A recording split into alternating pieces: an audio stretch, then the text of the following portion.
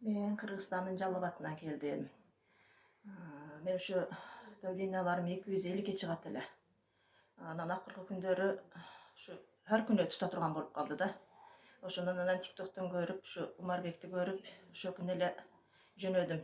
Жөнөп келип, жакшы адрестер менен өзү кабыл алып, жакшы мына ушинтип мына жакшы леченияларды кылды. Жакшы экен. Мына азыр 120га 80 болуп, аябай сонун болуп калды. Şu айрым менен дарылайт экен. Өтө жакшы экен. Аны менен катар эле ушу ичек жабактарың, башкаларың, ушу ич катуулар бар эле, бардыгы жайына келди. Кудайга шүкүр ушунчалыгына. Şu өтө ыраазымын ушу Умарбекке. Şu шарттары болсо өтө жакшы. Şu жаткан жерлерибиз ысык, 3 маал ысык тамактары өтө жакшы. Сакиба кызыбызга эм рахмат. Ошо бизди аябай жакшы карады.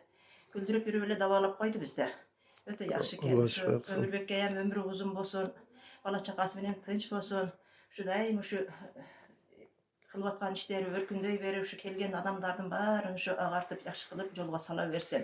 Ушу келгениңерден эч өкүнбөйсүңөр. Укканыңар баарыңар келгиле. Өтө жакшы экен. Мен өтө кыйынчылык абалга түшүп калган элем.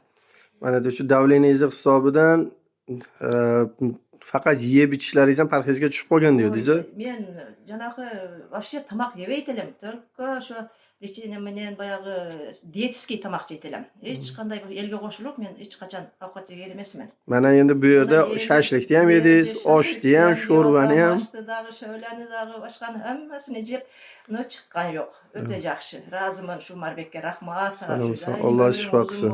Жакшы болуптур. Рахмат.